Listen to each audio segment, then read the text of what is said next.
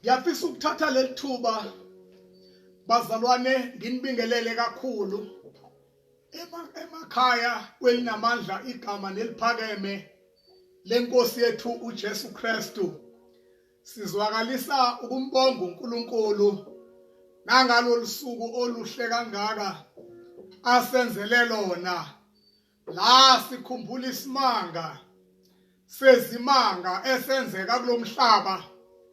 Muzukwane uNkulunkulu edela isihlalo sakhe sobukhosi ngendodana yakhe uJesu ehla eza emhlabeni ezoba umuntu ebantwini, engagcini lapho enyuka eya eCalvary eyofa esiphambanweni efela izono zethu kanye nezomhlaba wonke. Siyabonga ukuthi inkosi yethu ayigcinanga ngokufa. Amanye amakhosi agcina ngokufa abe mathambo omhlophe ethuneni, kepha yethu inkosi la ithuna li-empty.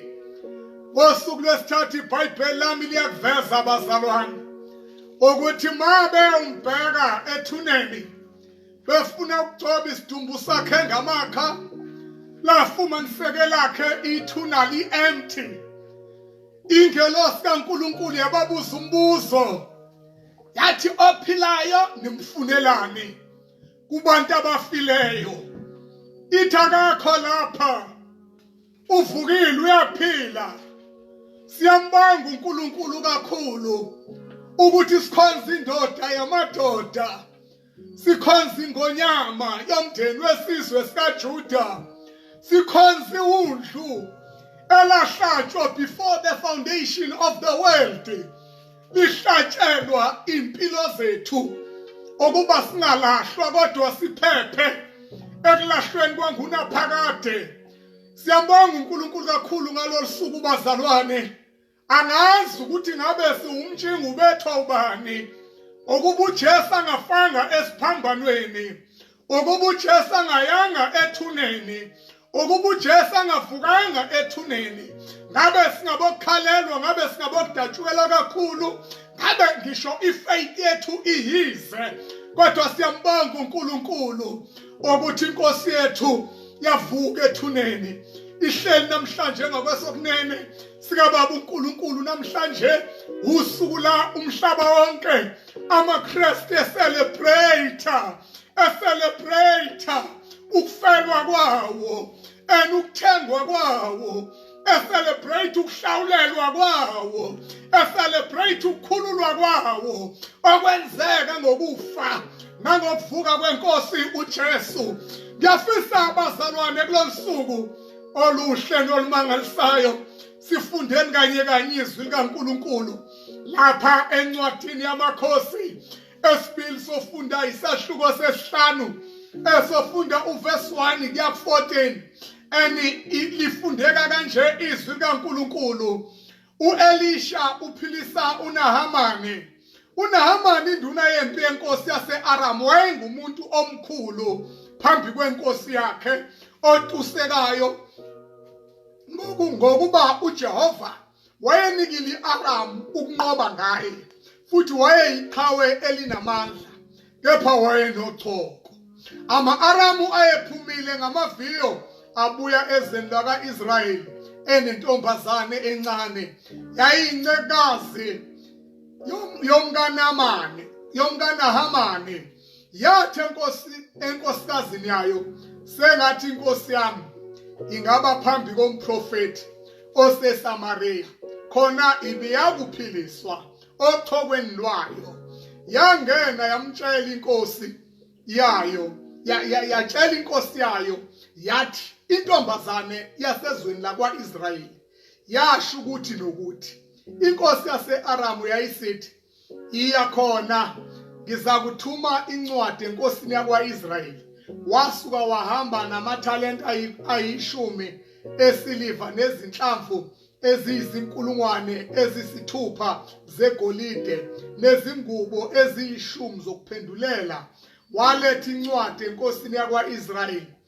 Ethi, manje lapho le ncwadi ifika kuwe, bheka, ngithume uNahamane inceki yami kuwe ukuba umphilise othokweni lwakhe. Wathi inkosi yakwa-Israyeli siyifundile incwadi yakhephula izingubo zayo yathi mina nginguNkulunkulu yini ukuba ngibulale ngiphilise ukuze lo athumele kimi umuntu ukumphilisa othokweni lwakhe na? Ake niqonde nibone ukufuna kwakhe ithuba lokulwa nami. Kwathi u-Elisha umuntu kaNkulunkulu esezwile ukuthi inkosi yakwa-Israyeli ikhephulile izingubo zayo, wathumela enkosini wathi, ukhephuleleni izingubo zakho na? Makeze kimi azi ukuthi kukhona umprofeti kwa-Israyeli. Wayesefika uNahamani namahashi akhe nezinqola zakhe wema ngasemnyango wendlu ka-Elisha. U-Elisha wathuma isithunywa kuye ngokuthi, hamba ugeze kasikhombisa eJordani, ukuthi inyama ibuyele kuwe uhlambuluke. Kepha uNahamani wathukuthela wahamba wathi, bheka bengithi uyakuphumela nokuphumela kimi, abize igama likaJehova uNkulunkulu wakhe, aphunge ngesandla sakhe phezu kwaleyo ndawo, aphilise onothoba o-Abhana no-Fari, imifula yaseDamaseko, abangcono kunawo onke amanzi akwa-Israyeli na? Ngingegeze kuyo yini ngihlambuluke na?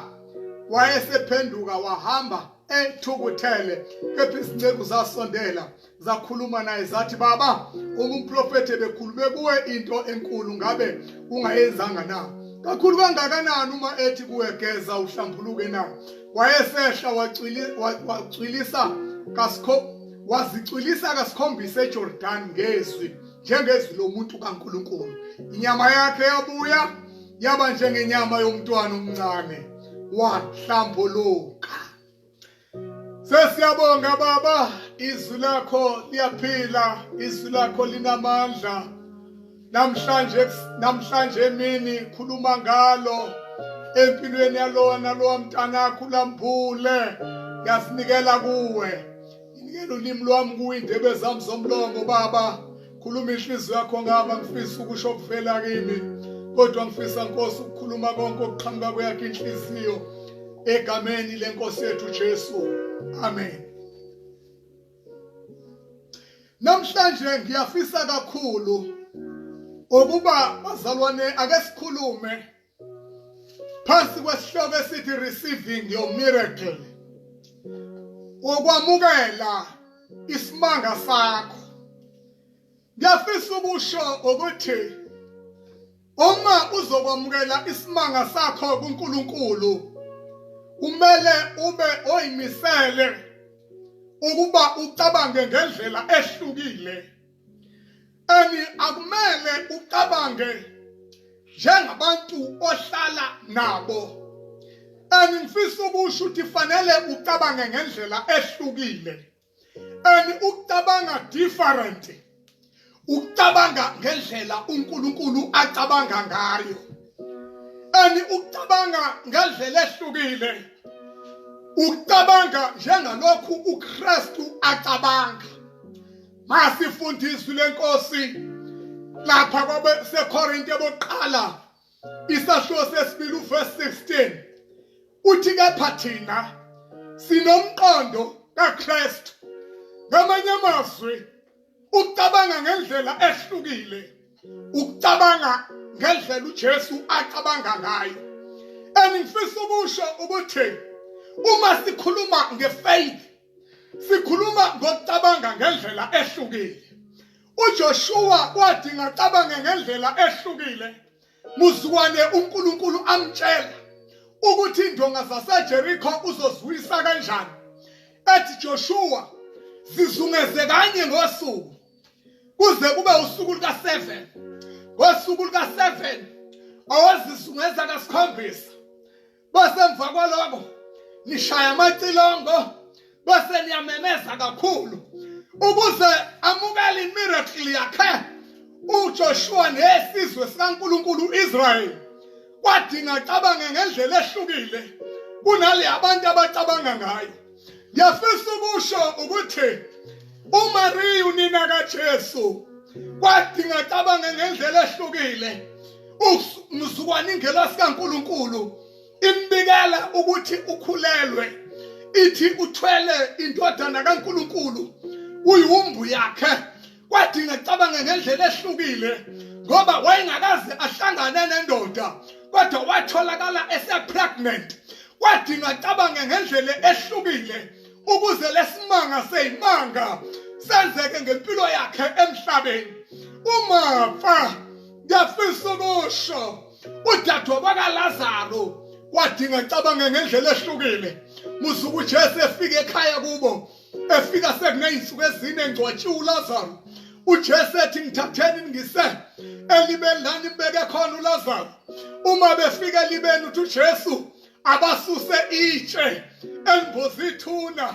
kwathi uMartha acabanga ngendlela ehlukile ngoba ngokwe temperature yakwa-Israel wayesenuku uLazaro ngokwe temperature yase Middle East emva kwaley'nsuku ezine kodwa noma kunjalo kwathi uMartha ukuze umfowabo avuswe ekufeni acabange ngendlela ehlukile uma ethi uJesu susani itshe bangadazi inkani kodwa balisuse baligudlulitshe ngiyafisa ukusho ukuthi ukukholwa mntakababa ucabanga ngendlela ehlukile masikhuluma ngokukholwa sikhuluma ngokuba uthabathe uNkulunkulu ezwini lakhe njengoba enjalo uyabona izwi likaNkulunkulu lehlukile mlaleli mbukeli alifanezwi elikhulunywa ngabantu izwi likaNkulunkulu lahlukile sidinga masifuna ukwamukela imanga zethu uNkulunkulu simthathe njengoba enjalo ezwini lakhe ngiyafisa namhlanje wazi ukuthi sikhonza uNkulunkulu ocabanga ngendlela ehlukile uNkulunkulu wethu simthwala ikhathi ngeyikhathi ecabanga ngendlela ehlukile kunendlela abantu abacabanga ngayo ngiyafisa ubusho sikhuluma la ngoNkulunkulu elithi iBhayibheli wanika uAbrahama benonkosikazi wakhe uSara indodana emva kweminyaka bengabatholi abantwana uma sefikile lo mntwana uthi uNkulunkulu yena lo omnike yena uthi mthathe uyomenza bomhlatshelo entabeni yaseMoriya ukuze uAbrahama amukele isimanga sakhe kwathi ngathathe uThixo ezwini lakhe njengoba enjalo aphikelele khona entabeni yaseMoriya ayokwenza umhlatshelo ngendodana yakhe yesethembiso ayilinde for years kodwa ngiyafisa ukusho ukuthi ngenkathi ephakamisa inkemba yakhe uNkulunkulu wasibamba isandla sakhe wathi sengiyazi manje ukuthi uyangisaba sengiyazi manje ukuthi uyalikholwa izwi lami iBhayibheli lami lithi uma eqalaza ngemuva uAbrahama wathola inqama igaxele esihlahleni ngempondo zayo wathi uNkulunkulu thabatha yona uyihlabe wenze ngayo umhlatshelo ngoba lo nkulunkulu mbukeli ucabanga ngendlela ehlukile kunalendlela esicabanga ngayo lo nkulunkulu ngelinye ilanga simthola ehambisa ukudla encebweni yakhe umprofeti uElijah esebenzisa ilwane athi emthethweni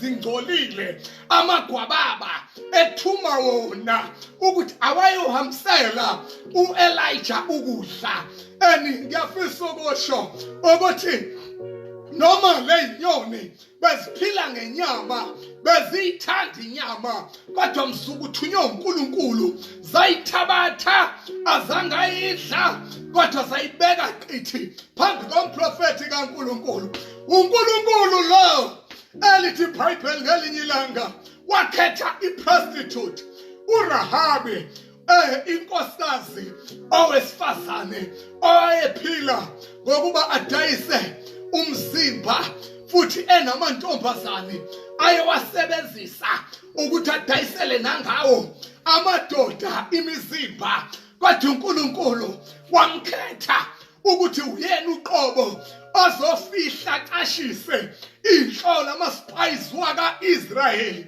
ayezohlola izwe ukuze inceda kaNkulunkulu inqobele liyazwe uJoshua inqobe uMoses uma asahambile asayiqedile lakhe ibanga ngiyabheka ukuthi baningi abantu ababephila impilo engcono ne-right kodwa uNkulunkulu wacabanga ngendlela ehlukile wavele wakhetha iprostitute indlela zikaNkulunkulu mlaleli ziphakeme kuney'ndlela zethu nemicabango yethu yakhe iphakeme kunemicabango yethu lo wesifazane iBhayibheli lami liyamveza emlandweni ukuthi ube ukhokho kaJesu esizukulwaneni sakhe kugcine kuzalwa inkosi ezosindisa umhlaba ngoba uNkulunkulu akacabanga ngendlela thina esicabanga ngayo ikhathi ngeyikhathi eBhayibhelini siyamthola acabanga ngendlela ephambanayo nangalendlela abantu abacabanga ngayo ngiyafisa ukusho ukuthi yilesi sizathu esibanga ukuthi ukuhamba ngokukholwa kwesinye isikhathi kube nzima ngoba uNkulunkulu njalo uzohlala cela ukuthi wenze into ehlukile kunalena wena oyicabangayo uzohlala athi uNkulunkulu yenza into ezobonakala ingenayo ngisho isense ingayenzi isense kodwa athi uNkulunkulu yenza.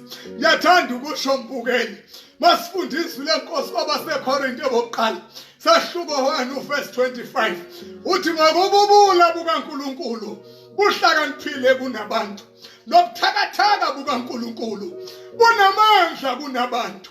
Ngiyafisa ukusho kakhulu into kaNkulunkulu noma ngabukeka kumuntu wemvelo kungathi subulo obukhulu kodwa ihlakaniphe kakhulu kunokuhlakanipha kwabantu zinamandla kakhulu zinamandla kakhulu kunabantu. Into zikaNkulunkulu ethe simkhonzayo la sifunde khona izwi lenkosi sithola igama sithola indoda ogama layo linguNamani iBhayibheli lami lithi ubhekene nenkinga enkulu engaxazululeki ebukeka futhi ngeke yaxazululeka nanini ngifisa sibheke lokho babukela uNamani wayengabhekene nalenkinga ngoba kukhona ububi ayebenzile empilweni yakhe. Masifunda izwi lenkosi eMakhosini esibili isahluko sesihlanu ivesi lokuqala lithi uNahamani induna yempi yenkosi yase-Aram wayengumuntu omkhulu phambi kwenkosi yakhe otusekayo okusho ukuthi le ndoda yayilungile phambi kwenkosi yayo futhi yayiziphethe kahle futhi yayihlonipha phansi kwale kingdom eyisubmithe phansi kwayo. Lithi iBhayibheli ngokuba uJehova wayenikile i-Aram ukunqoba ngaye futhi wayeyiqhawe elinamandla kepha wayenothoko. Ngiyafisa ukusho mbukeli akusona sonke isikhathi la uyithola khona usenkingeni ngoba wonile. Akusona sonke isikhathi la uyithola khona ugula uguliswa ukuthi wonile. Kuyenzeka uyithole ukwenkulu inkinga kodwa ingekho into oyonile phambi kaNkulunkulu futhi kuyenzeka ugule ungazange uyephula intando kaNkulunkulu. Ngiyafisa ukusho ukuthi le ndaba kaNamani sivezela lolu daba ngifisa ukusho lokho ukuthi yayinkulu le ndoda yayicebile kakhulu yayinothile yayinegama elikhulu enkosini yayo kodwa kunaleli vesi kunaleli lizwi mawufika lapha ekugcineni kwevesi lokuqala lithi but he was a leaper. Ebukhulwini bakhe obungaka ebucebini bakhe obungaka ebudumeni kwakhe obungaka ekuyiphatheni kahle kwakhe obungaka. Lithi iBhayibheli kepha wayenothoko. Ngiyafisa ukusho mbukeli ukuthi le gama elithi wayenothoko likhuluma indaba esemqoka likhuluma indaba ebanzi kakhulu encwadini kaLevitikus sahluko 13 uyachazwa kabanzi ngale disease yothoko and lesifo sothoko uthiwa sasiqala sibe yibala esikhumbeni abe nesport nje umuntu esikhumbeni sakhe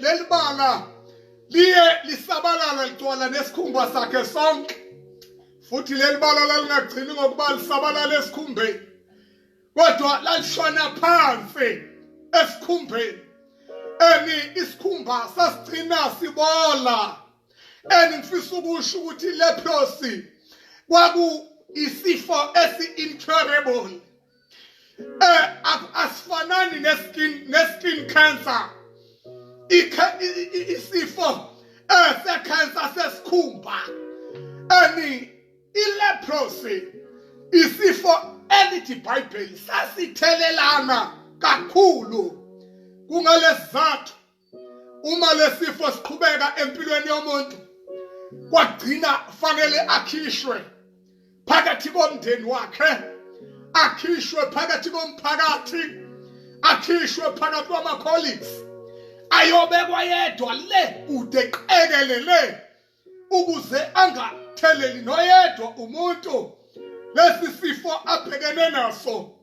Lesi sifo sasiyinkinga mbukeli uma umuntu simbambile ngiyafisa ukusho ukuthi wayegcine esecwaswa yiwo wonke umuntu ngiyafisa ukusho abantu abanalesi sifo babekhishwa inyumbazane nasemphakathini. uNamani ngiyafisa ukusho wayebhekene nenkinga enkulu uma lesifo besiqhubeka empilweni kaNamani ubezophetha alahlekelwe yikho konke anakho ubengeke agcine lapho ubesohambweni olubangise ekufeni ubezogcina ngokuba afe. Ngiyafisa ukusho ukuthi lolu daba kaNamani luyasivezela ngokusobala ukuthi kuloku kuphila esiphila kukho singakafiki ezulwini siyayidinga imiracle kaNkulunkulu weyethu impilo. Ngifisa ukusho ukuthi uNamani ayikho into ayingayenza ukuba axazulule lenkinga. Lesi sifo besimphethe imali yakhe eningi beyingenakumsiza ukuxazulula lenkinga. Amandla akhe angaka njengoba livezile ukuthi wayeyiqhawe elinamandla engumkhuzi wezimpi yenkosi yase-Aram, kodwa lamandla angaka naloqhawe bebungenakumsiza phambi kwalempi abhekene nayo manje. Ngiyafisa ukusho ukuthi ngisho i-influence enkulu indoda yayinezwi lo emphakathini yayikhuluma kuzwakale, kodwa yonke influence abenayo ezweni bingenakumsiza kule nkinga manje abhekene nayo bingenakunqoba lempi abhekene nayo. Ngiyafisa ukusho mbukeli empilweni kukhona izinto ezidinga uNkulunkulu kuphela engaguqulwa zishintshwe uNkulunkulu kuphela akungekho enye into engaziguqula. Ngiyafisa ukusho njengamanje kungenzeka ukuthi kukhona impi obhekene nayo, kungenzeka nawe kunalempi ongazi uzothathana uhlanganisenane ukuba uyinqobe, kodwa ngifisa ukuthi namhlanje usendaweni eright. Ake uvule indlebe yakho, isolution yaleyo nkinga yakho isendleleni usalalele. Ake sibheke ukuthi kwenzekani kuNahamani.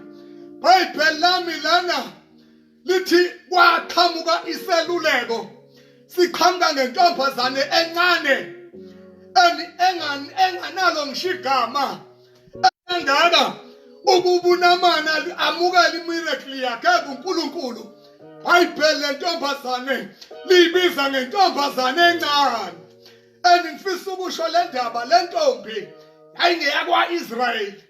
Muzuka impi yase-Aramu ihlasela u-Israyeli yamnqoba yathumba abantu kwa-Israyeli. Le ntombi encane ngabanye babantu abathunjwa basiwa e-Aramu. Ngoba njalo umu-Israyeli aphuma endleleni ubehlaselwa anqotshwe. Kwathi uma esendleleni kaNkulunkulu abamhlaselayo bebehlangana nezimbila ithutha bebengaphumeleli ngisho befisa kangakanani. iBhayibheli lami liveza lokho ukuthi le ntombazane encane yenza i-comment masehla namavesi siya ko-verse 3 yayenza enkosazini yayo kumkaNamani yathi sengathi inkosi yami ngaba phambi komprofeti oseSamaria khona ibiyakuphiliswa othokeni lwayo. Le ntombazane encane bayaveza abazindaba ukuthi yayingenayo ngisho education, futhi le ntombazane encane yayingenalo ngisho igama emphakathini. Le ntombazane encane yayingenazo ngisho imali, yayizihluphekela nje.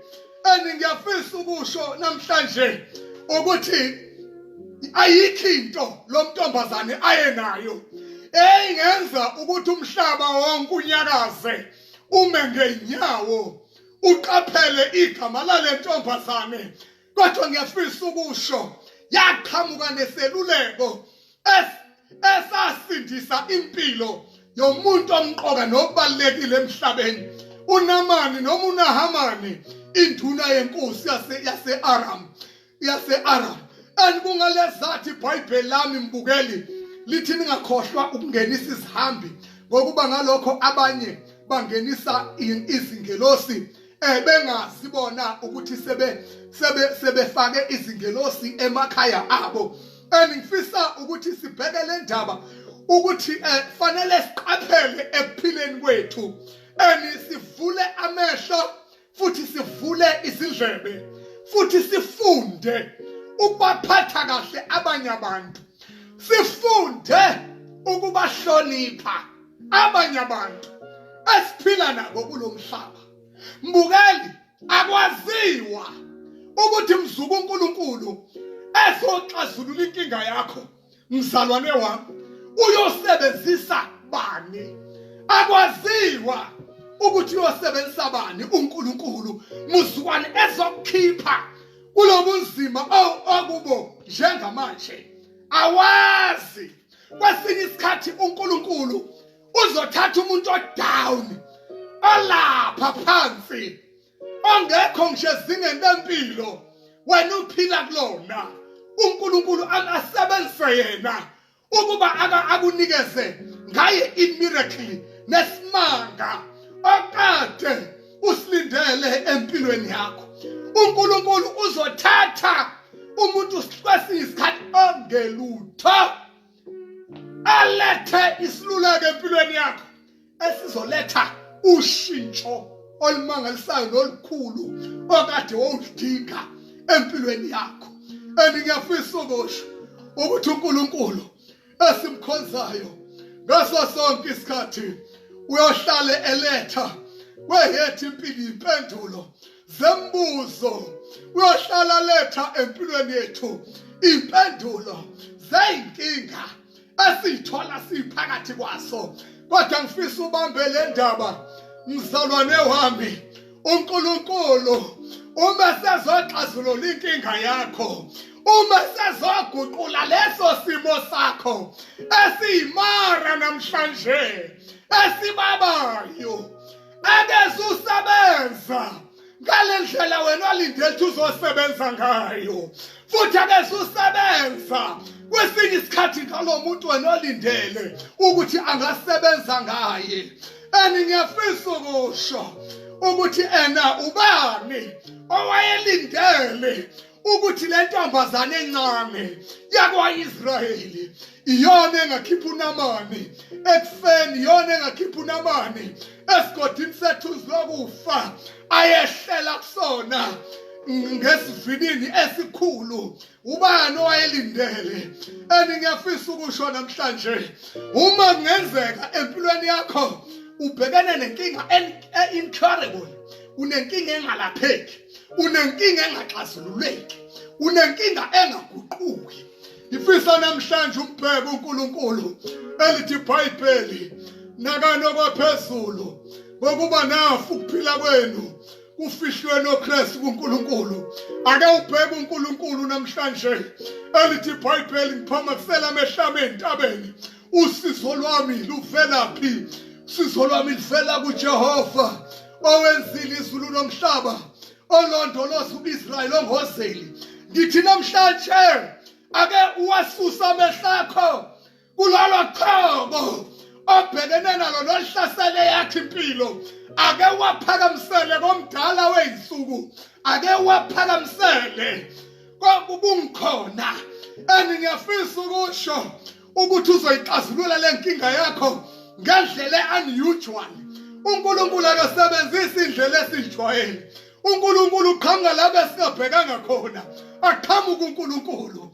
Ngiyafisa ukusho namhlanje ukuthi le ntombazane encane mayikhuluma ngomprofeti kaNkulunkulu, yayikhuluma ngoElisha, umprofeti kaNkulunkulu ophilayo. Ngiyafisa ukusho ukuthi uNamani wasithatha lesaluleko wayocela imvume enkosini yakhe yokuthatha uhambo oluya kwaIsrayeli ayobona umprofeti kaNkulunkulu. Bazalwane, ngiyafisa ukusho ukuthi ngenkathi ehamba ephethe incwadi ebhalwe inkosi yakhe yase-Aram, ibhalela inkosi yakwa-Israyeli, yabe isimnikeza izipho, yabe isimnikeza amadola angaphezulu kwemiliyoni ezipho okumele ayihambise enkosini yakwa-Israyeli. Ngifisa ukusho le ndaba ukuthi inkosi, Nkosi yami, ikhipha lezi zipho nje, ayazi ukuthi le nkinga kaNamani ingaphekwe imali, ingaphekwe amamiliyoni. Icabanga ukuthi uma ifika nalezi zipho enkosini yakwa-Israyeli izithi iqithi phambi kwayo, inkosi izosukuma ime ngenyawo ithuma inceke yayo umprofeti ithi akaxazulula inkinga kaNamani. Ayazi ukuthi le nkinga ingaphekwe imali, le nkinga ingaphekwe egolide, le nkinga ingaphekwe kwazi. Ngifisa ukusho le ndaba ukuthi msuku efika uNamani enkosini yakwa-Israyeli, efika ephethe izipho zakhe, ehamba namabutho ayemgadile emqaphile. iBhayibheli lami lithi inkosi yakwa-Israyeli yanqaba ukwamukela lezi zipho. Lithi yabuza ithi, mina nginguNkulunkulu yini ukuba ngibulale noma ngiphilise ukuze athumele kimi umuntu ukumphilisa ochobeni lwakhe na? Hawu Nkosi yami, le nkosi yakwa-Israyeli ngiyafisa ukusho ukuthi yayingakholwa uNkulunkulu ophilayo. iBhayibheli liyaveza mbukeli ukuthi le ndoda was an evil king, ayinkosi embi, inkosi exabene noNkulunkulu, engazazi imanga zikaNkulunkulu, engamazi uNkulunkulu emanga. Bazalwane, ngalesikhathi inqaba lesicelo esikaNamani, iBhayibheli lami lithi lo mbiko wafika ku-Elisha ukuthi kunomuntu lapha onochoko, inkosi isithe yathi kuyena. iBhayibheli lami lithi u-Elisha wathumela wathi, mlandeni nimlethela ngokushesha. iBhayibheli lami bazalwane lithi walandwa uNamani, walethwa phambi komnyango wendlu ka-Elisha. Uma efika phambi komnyango wendlu ka-Elisha, iBhayibheli lami lithi wayengazi uNamani ukuthi umprofeti kaNkulunkulu unenye iplan, ngoba uNkulunkulu akasebenzi ngamaplani wabantu. uNkulunkulu unawakhe amaplani asebenza ngawo, ngoba uma besebenza ngamaplani wabantu, abantu bebeyosishaya isifuba kupheleni kosuku, kodwa usebenza ngawakhe amaplani. Ngoba uNkulunkulu ujelasi ngodumo lwakhe, ufisa amasenzini imanga lonke udumo lwenyukele kwelakhe igama. iBhayibheli lami lithi uElisha prophet kaNkulunkulu wathuma inceku wathi ayiphumele ngaphandle komnyango itshele uNamani ukuthi akahambe aye emfuleni iJordan ageze kasikhombisa kuyawukuthi inyama yakhe ibuyele kuye abese esiyahlambuluka. Bazalwane kuyamangaza okulandela lo myalezo kaElisha iBhayibheli lami masilifunda lithi but Naaman was furious kusho uverse 11 umethwala lo mbeba lithi iBhayibheli uNaamani wathukuthela kakhulu. Bazalwane bami ngifisa ukusho namhlanje ukuthi into emenza asuke wayengalindele ukwamukelwa ngalendlela amukelwe ngayo kwaElisha. Bazalwane bami wayengalindele ukutrithwa ngalendlela atrithwe ngayo. Bazalwane wasibona efana nomuntu othukiwe. Sizakhumbula bazalwane ukuthi le ndoda inkulu ezweni lakubo iyahlonishwa. Sakhumbula ukuthi le ndoda inegama elikhulu futhi le ndoda icebile inemali eningi. Bazalwane yayilindele ukuthi umprofeti uzophuma mathupha ezoyihlangabeza eze kuyona.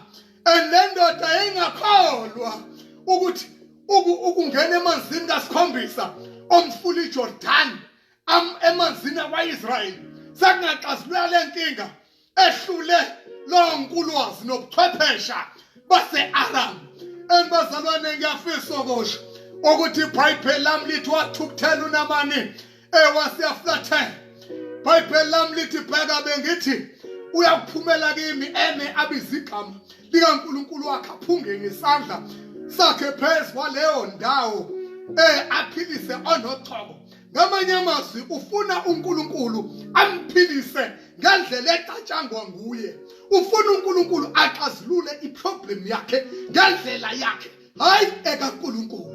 Sangathi noma unankinga empilweni namhlanje mzalwane wami mbukeli mntaka baba sangathi ungafunda ukumdedela uNkulunkulu ayixazulule leyo nkinga ngeyakhe indlela hayi ngendlela yakho.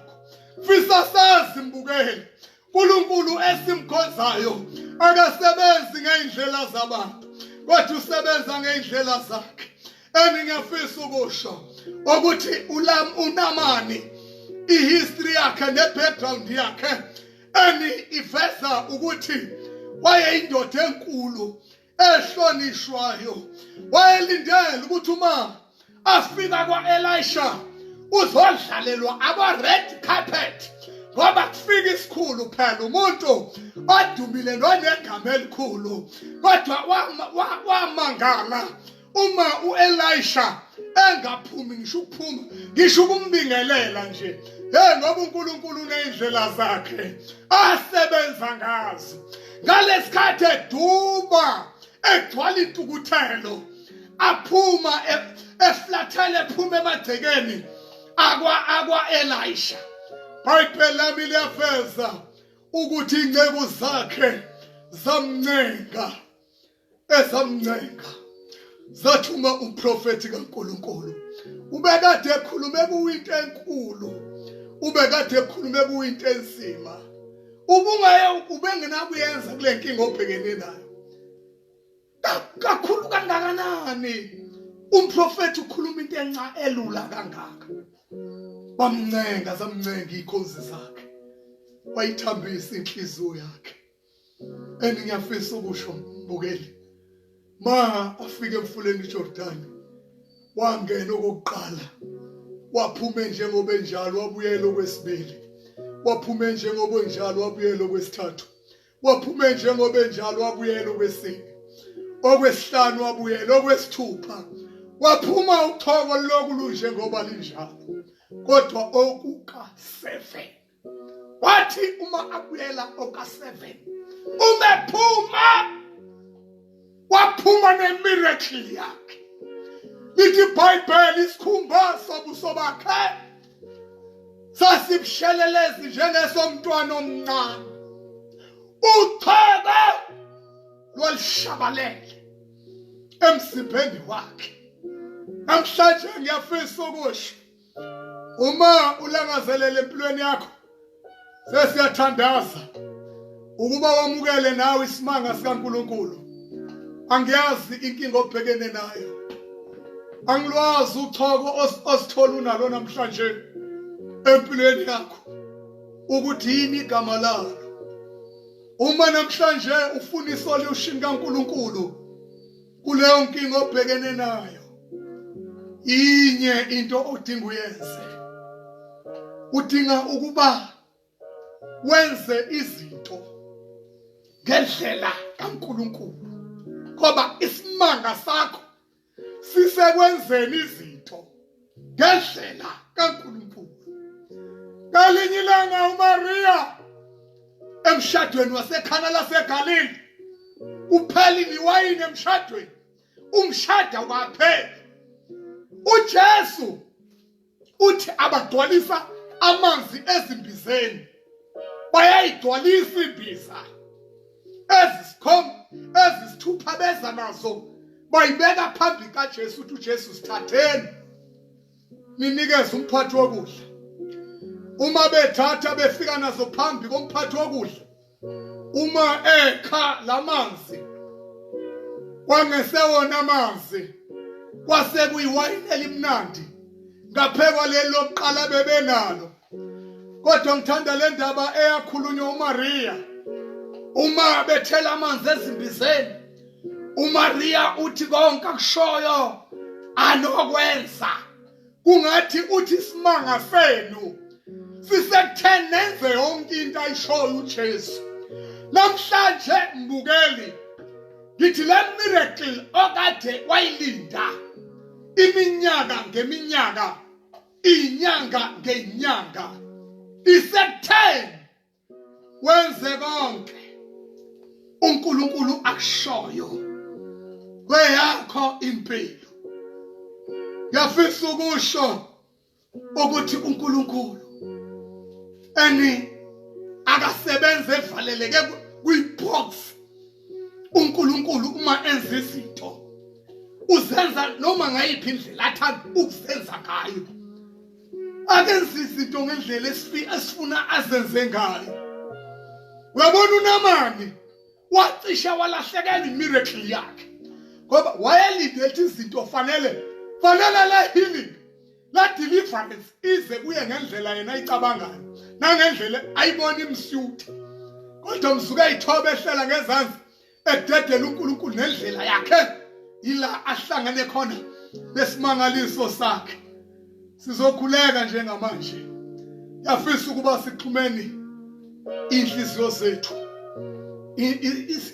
Isihloko sendaba yami sithi receive your miracle. Yamukela isimanga sakho. Sisekuthini dedela uNkulunkulu. Enza izinto empilweni yakho, enza izinto enkingeni yakho ngendlela afuna ukuzenza ngayo.